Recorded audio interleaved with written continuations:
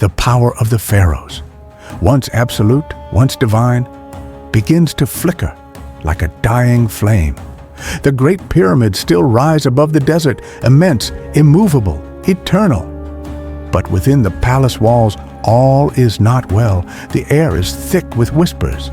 Whispers of betrayal, of unrest, of omens no priest dares interpret aloud. Crops fail. The Nile, a lifeline for millennia, shrinks, uncertain and low. Famine creeps through the villages like a silent predator. The people grow desperate. Temples once filled with offerings now echo empty. And in the sacred halls of the gods, there is only silence. The divine order, Ma'at, begins to unravel. Once, the pharaoh was the living god. Now, he is an old man surrounded by jackals, nobles who smile in daylight and sharpen daggers in shadow. In the north, rival warlords stir. In the south, ambitious generals raise banners of rebellion.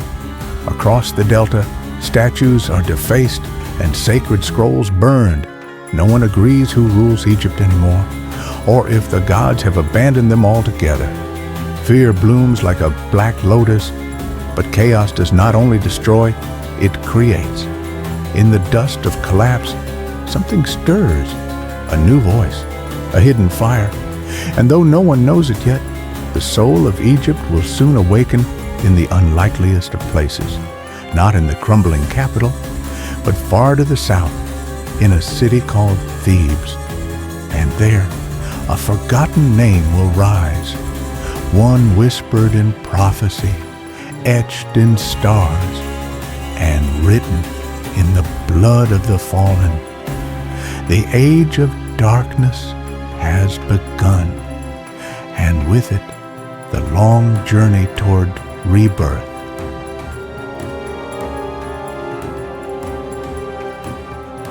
Power slips through royal fingers like sand. With the pharaoh weakened, the throne becomes a game board, and Egypt the prize. In the dark corners of the palace, courtiers whisper. Alliances form behind silk curtains. Poisoned goblets are offered with trembling smiles. Ambition poisons the air. Beyond the palace gates, regional governors, once loyal, begin to act like kings themselves. They mint their own coin, raise their own armies. The nation fractures not with a roar, but 1,000 subtle cuts. The priests, once guardians of divine will, choose sides. Some back the faltering pharaoh, others seek new gods, new rulers, new futures. Even the sacred temples are divided now, shrines turned strongholds. The gods, it seems, no longer speak with one voice. In Thebes, a new energy simmers. Younger generals, battle-scarred and unafraid, gather in secret. They speak not of surviving the chaos, but ending it. In their eyes burns the fire of unification. But to rise, they must first wait for the old order to devour itself. A kingdom of light slides deeper into shadow, and as chaos tightens its grip, the question remains: who will wear the crown when the sun rises again? The north was once Egypt's shield. Its cities, wealthy, walled and wide-reaching, Memphis, Tanis, Avaris, names that spoke of power, of order, of kingship. Now, they speak only of ruin. The delta fractures, not just in geography, but in loyalty. Once-bound lords break their oaths, seize land, declare themselves pharaoh in defiance of gods and crown alike. Their banners flutter not in gold, but in blood red and black. In Avaris, a warlord calls himself son of Set and dares wear the double crown. In Tanis, mercenaries rule by coin and crucifixion. In the ruins of Pyrameses, the bones of an empire bleach in the sun. Brother turns on brother. Cities burn not from foreign conquest, but from civil war. The pharaoh, powerless to stop it, sends envoys north, none return. The gods are silent. The priests divided, and the people have begun to look elsewhere for salvation.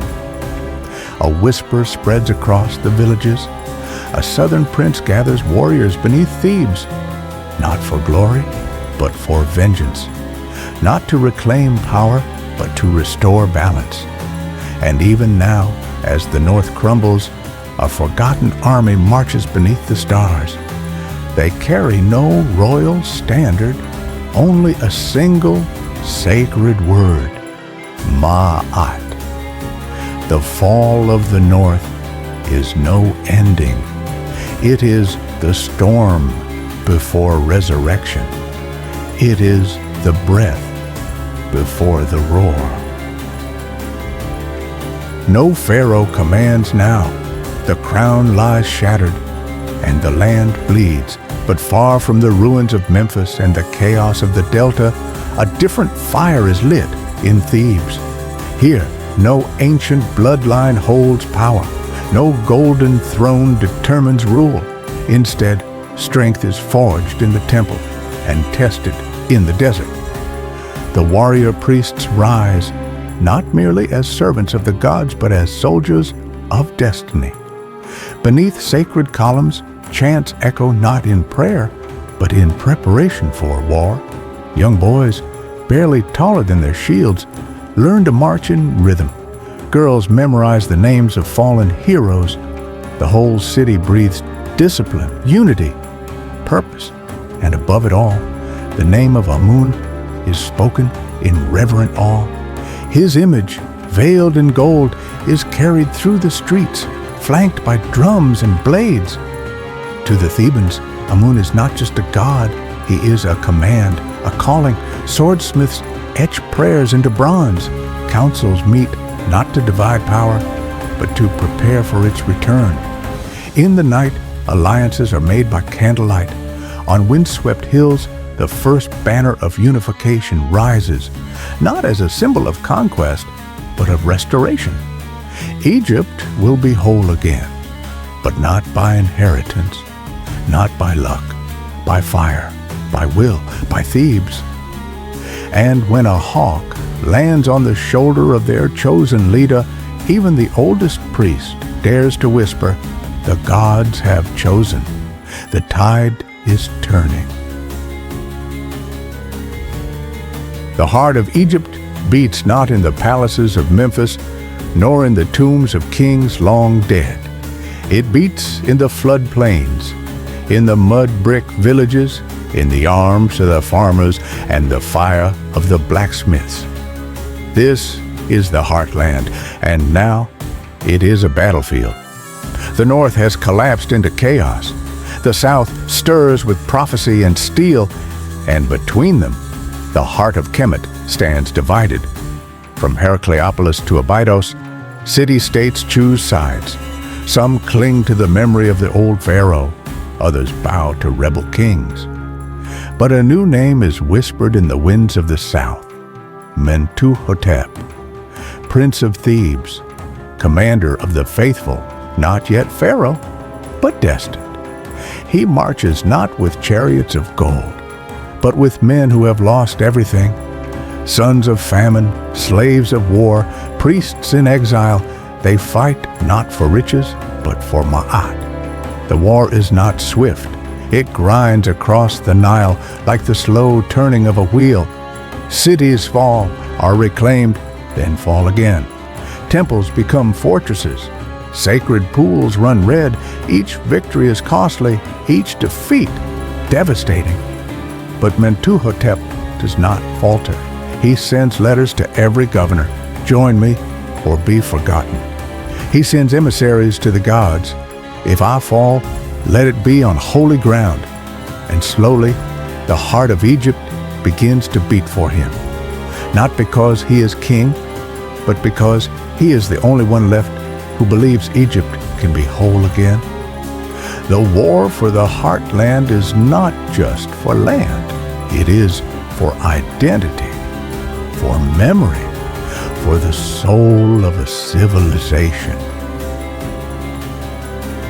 Victory is not always crowned in sunlight. Sometimes it rises from shadow. The heartland bleeds, but it beats. And from its pain, something ancient stirs.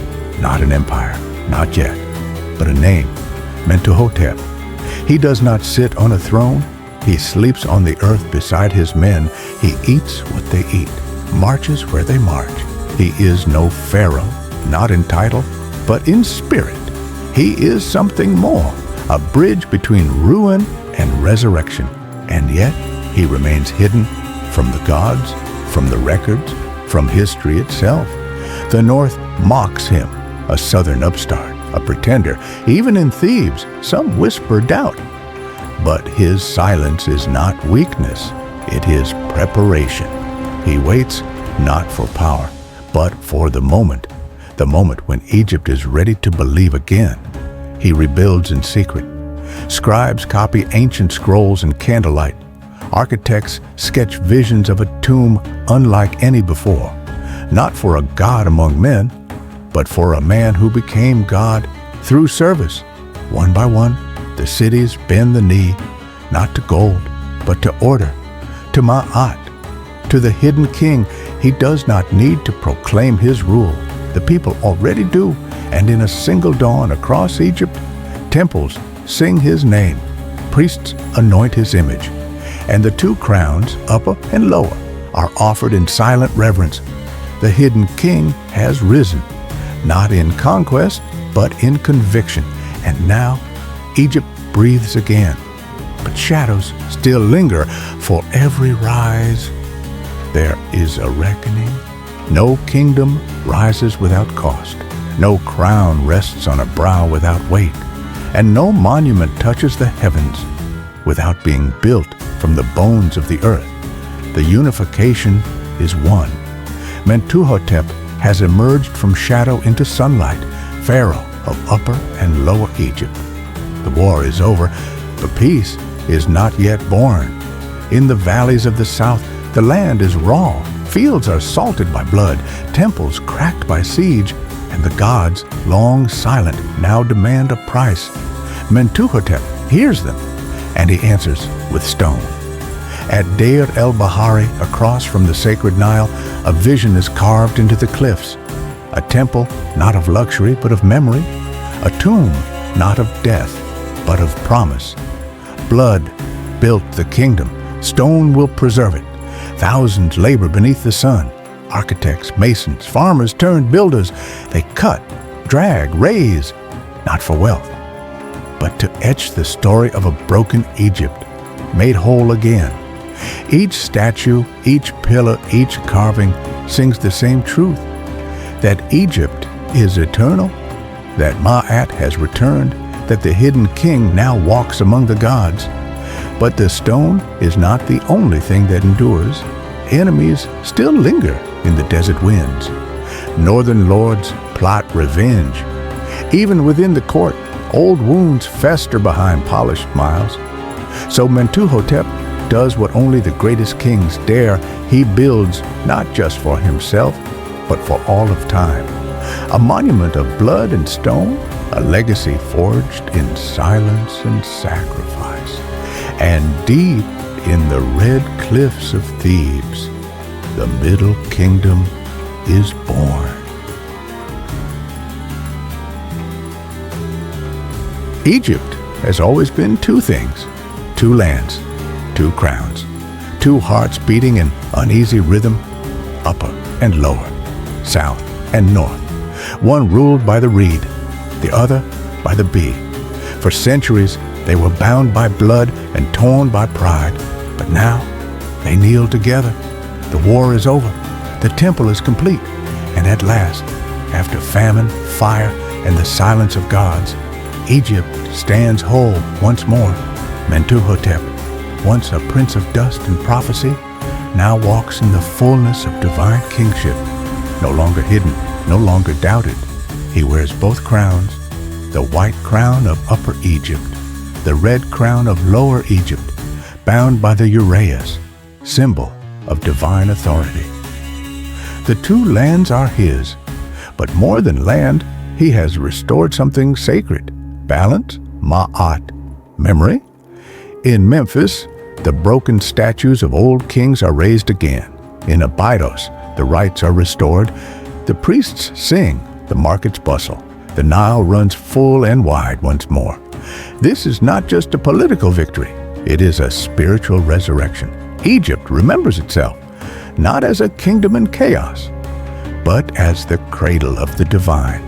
Mentuhotep holds court not in fear, but in clarity. He speaks not as conqueror, but as unifier, and when he sits on the throne of the two lands, he sits not above his people, but for them. The Middle Kingdom begins here, not in gold, not in conquest, but in unity. The crowns are one, the river flows unbroken, and for the first time in a generation, the gods are silent no longer. The blood is washed from the stones, the war banners lowered, and the two lands, once torn by rebellion and famine, now rise as one beneath a single name. Kemet, the Black Land, the living land. Mentuhotep has done the impossible. He has reunited a kingdom, restored the gods, and silenced the chaos. But now, a different challenge emerges. How do you govern peace? How do you transform victory into vision? War can conquer, but only culture can endure. And so begins a new dawn, not of conquest, but of creation, the golden dawn. In the heart of Thebes, temples swell with music. Scribes work through the night, preserving histories, rewriting laws, cataloging stars. New roads link village to capital. Trade returns to the Nile in sails of linen and gold. Papyrus flows to the delta. Cedar comes from Byblos, incense from Punt, lapis from the east. Egypt is not merely alive, it is awakening. And as the sun climbs over the horizon of the Middle Kingdom, art flourishes, order deepens. The spirit of Mayat pulses in every brick, every law, every song. Mentuhotep becomes more than king. He becomes symbol. He becomes myth. He becomes the father of Renaissance. The golden dawn has begun, and Egypt, reborn from blood and stone, now dares to dream again. Time, even for gods on earth, marches forward. The sun that rose over Thebes must someday set. Mentuhotep, the unifier. Mentuhotep, the builder. Mentuhotep, the mortal. His temples gleam in the desert sun. His name is carved in granite, echoed in prayer, written in gold and ochre. But even he cannot escape the winding path of time. In his later years, the court grows quiet. The drums of war have faded, replaced by the gentle hum of administration.